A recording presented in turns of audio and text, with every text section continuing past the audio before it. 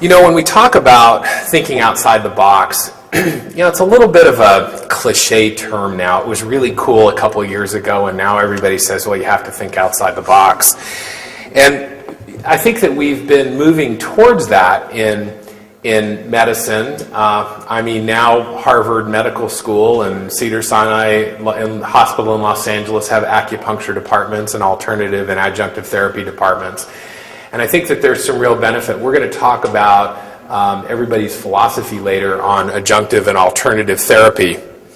And I think that, if acupuncture worked so great, then they never would have had to invent corticosteroids or antibiotics.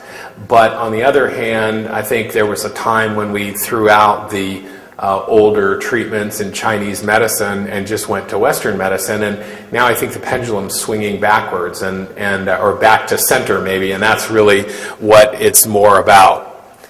By coming here today, you're kind of saying, well, you know what, I like to think outside of the box, or I'm interested in that, and that's a great thing. This is a little bit too far out of the box. That's Crazy Hair Day, and it's my son. That's probably what he really looks like. But what we want to talk about is that things don't always appear as they are. You look at this plane and, is it a bunch of horses coming for the World Cup, or is it a load of bananas from Costa Rica? And looks exactly the same.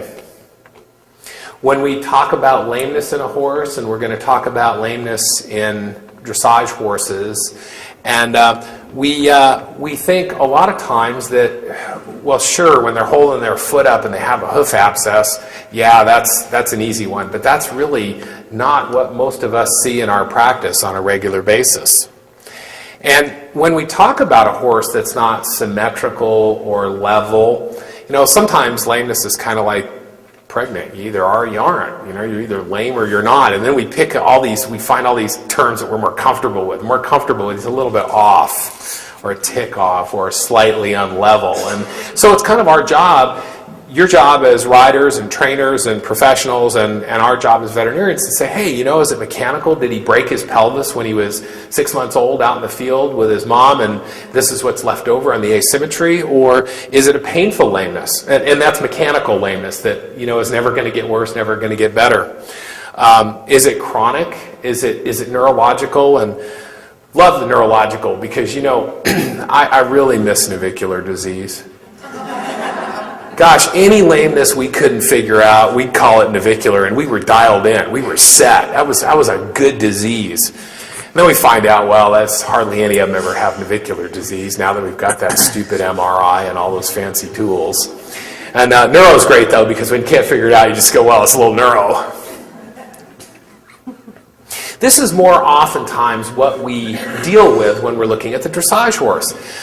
Is it poor performance or not quite an optimal performance? That's really what we're looking for. And also, the sooner you treat things, the more likely they are to get better. The longer things are left untreated, the more likely they're going to be difficult to treat, and your success will be more limited. And or no performance. We have horses that just all of a sudden one day decide, that's it, I'm not going to pee off anymore. Well, it might be that he's just good and sick of his rider, but more likely it's that something's bothering him, because you and I don't, our back hurts, we don't want to go to work, we don't want to go out and garden and do that. And then there's horses out there that are just such a conundrum. We've all had them that are absolutely international level elite athletes that are lame. And that's always a real miracle.